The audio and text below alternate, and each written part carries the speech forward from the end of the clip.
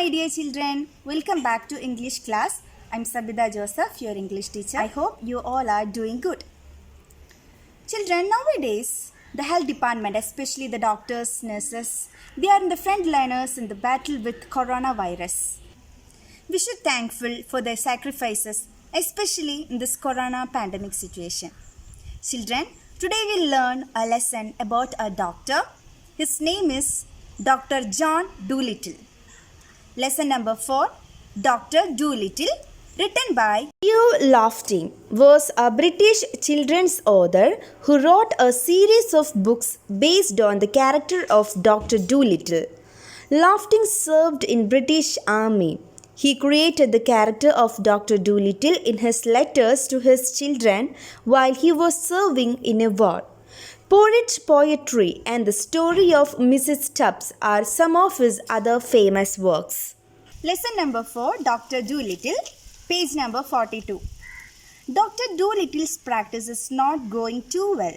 He is good with animals, but not as good with human beings. A piece of advice from one of his patients changed his life forever. Dr. Dolittle's practice is not going too well. Okay, so practice means the duty or the treatment. Now it is not going too well. He is good with animals but not good with human beings. Okay, he is very good to treat animals but not to good human beings. Okay, so a piece of advice from one of his patients that changed his life. Let's see what happened. Okay, one day the doctor was sitting in his kitchen talking with the cat's meat man who had come to see him with a stomach ache. "Why don't you give up being a people's doctor and be an animal doctor?"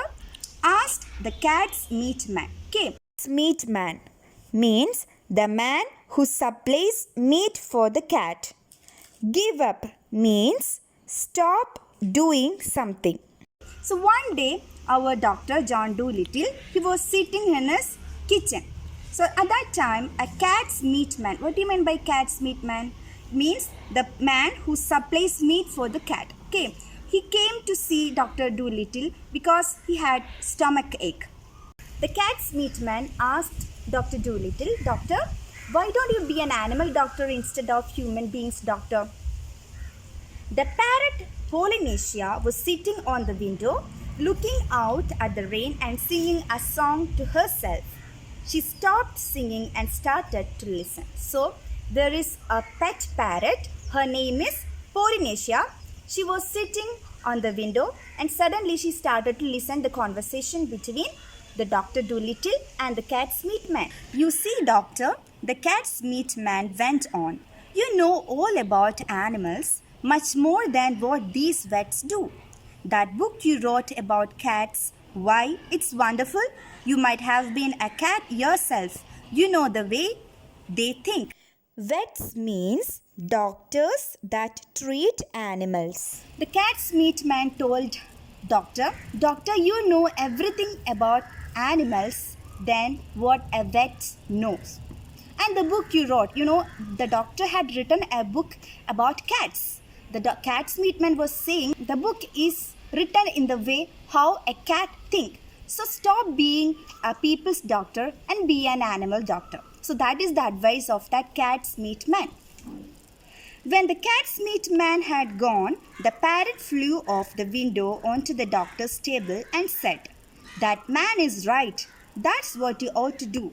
Be an animal doctor. Leave the silly people. They don't have the brains to see that you are the best doctor in the world. Take care of animals. They will soon find it out. Be an animal doctor." When the cat's meat man had gone, Polynesia, she sat on the table and told to Dr. Dolittle, "Doctor, what the man was said is really right. Be an animal doctor. That is what you have to do. Maybe people might tease at you, but you are the best doctor in this world. Only you can treat animal better than any other words. So be an animal doctor." Okay, let's move on to the next paragraph. "Oh, there are plenty of animal doctors," said John Dolittle, putting the flower pots outside on the window sill to get the rain. Doctor said there are a lot of animal doctors are there. Then he put the flower pot outside the window to get some raindrops. Okay, next page, page number 43. Yes, there are plenty, said Polynesia, but none of them is good at it. Now listen, doctor, and I'll tell you something. Did you know that animals can talk? Oh, I know that parrots can talk, said the doctor. So Polynesia said, yes, there are plenty of animal doctors are there, but do you know the animal's language? So doctor said, yes, I know that parrots can talk. Oh, we parrots can talk in two languages, people's language and bird language, said Polynesia proudly. If I say, Polly wants a cracker, you understand me. But hear this, Kaka, oi, Fifi. Good gracious, cried the doctor. What does that mean? That means, is the porridge hot yet? In bird's language. Cracker means a thin, crisp biscuit. So, here Polynesia says, we parrots knows two language. One is people's language and another one is bird's language. Okay, in people's language, if I say that Polly wants a cracker, that you can understand.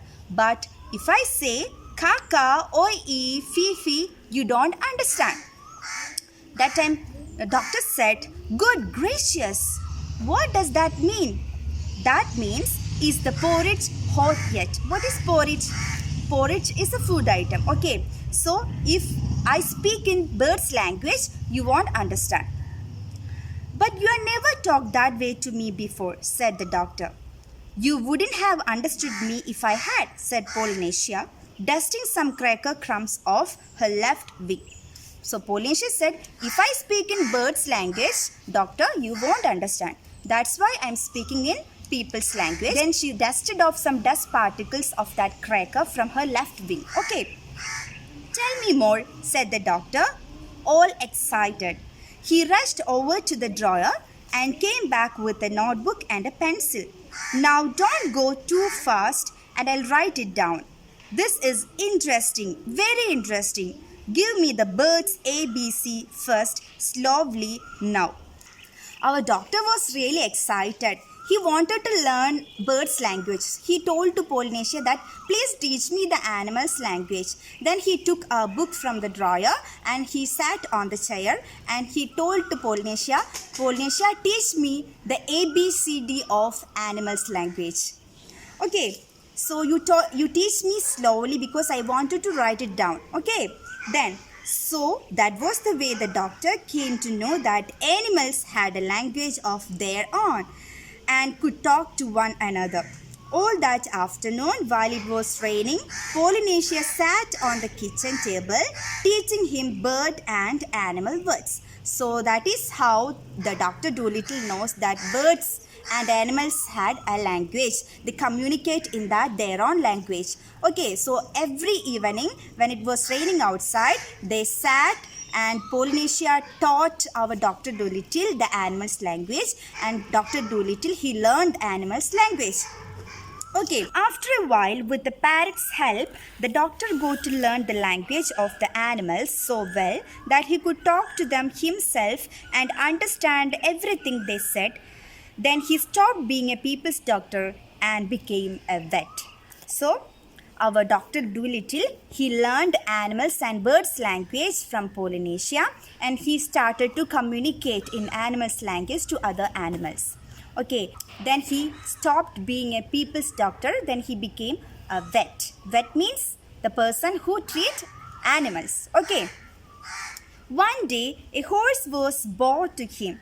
The poor thing was terribly glad to find a man who could talk in horse language.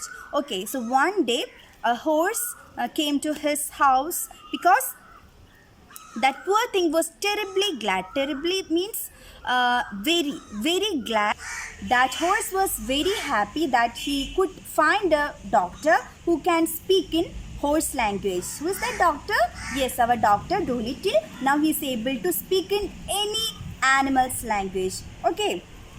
You know, doctor, said the horse, that vet over the hill knows nothing at all. He has been treating me for 6 weeks now for spavins. What I need is a spectacle. I am going blind in one eye. There's no reason why horses shouldn't wear glasses, just like people. But that stupid man over the hill never even looked at my eyes. He kept on giving me big pills. I tried to tell him, but he couldn't understand a word of horse language. What I need is spectacles. The horse was saying that doctor, the vet over the hills knows nothing. He is treating me for 6 weeks. He is saying that I have sparings. What do you mean by sparings? Sparings means a disease which affects the joints in the hind legs of horses. So that doctor says I have sparings. Actually, I don't have sparings. My problem is I'm going blind one eye. I told that matter to the doctor, but the doctor couldn't understand my language. The horse was saying they can also wear spectacles like human beings if they got blind eyes. Okay, so the horse saying that I told this matter to that vet over the hills, but he couldn't understand. He did not just look at his eyes also. He kept on giving me big pills for sparings. I tried to tell him, but he couldn't understand a word of horse language. What I need is a spectacles. Of course, said the doctor. I'll get you some at once. I would like a pair like yours, said the horse. Only green. They'll keep the sun out of my eyes while I'm plowing the field. So doctor said, of course I'll give you spectacles. That time the horse said, doctor, that glasses should be in green because I need to plow in the fields and I had to protect my eyes from the sunlight. Just like a cooling glass, I need the spectacles in green. Okay, certainly, said the doctor, you shall have the green ones. So doctor said, of course I'll give you a green sunglass. Okay. You know, sir, said the horse as the doctor opened the front door to let him out. The trouble is that anybody thinks he can treat animals just because the animals don't complain. I think it takes a much cleverer man to be a really good animal doctor than it does to be a good people's doctor, said the horse. Now, when will my glasses be ready?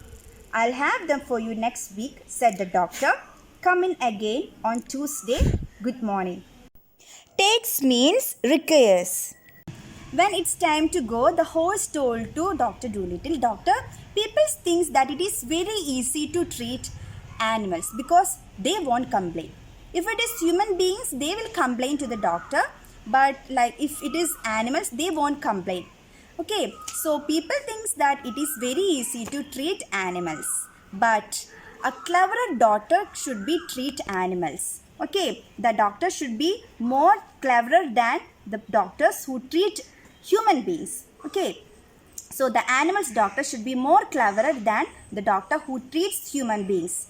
Then I'll have them for you next week. So doctor promised the horse that I'll give you the spectacles next week. Okay, then the horse left. Then John Dolittle got a fine big pair of green spectacles, and the horse stopped going blind in one eye and could see as well as ever.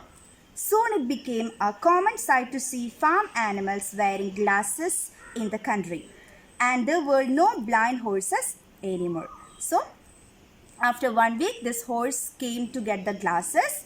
Dr. Dolittle, he gave a big green spectacles to the horse. Then horse could see everything very clearly. And it became a common sight. What do you mean by common sight? It means something that is seen many times. Okay, so it is very common sight to see that horses wearing the spectacles in that country. Country means village. So there were no blind animals or blind horses in that country anymore. And so it was with all the other animals that were brought to Dr. Dolittle. As soon as they found out that he could talk their language, they told him where the pain was and how they felt. And of course, it was easy for him to cure them. So after that, many animals approached Dr. Dolittle for his treatment. So now Dr. Dolittle, he can communicate the animals with animals' language and birds' language.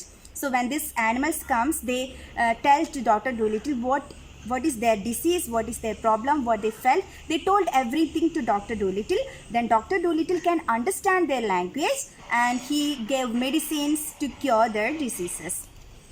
Then of course it is very easy for him to cure diseases because now he understood the language of animals. This is an imaginary story, children, but it is very meaningful that we have to communicate to animals and we have to communicate to this nature. I hope you all understood this lesson. Write the word meanings in your notebook. Read the textbook loudly in your house. Okay, we'll meet next day. Until then, take care and bye.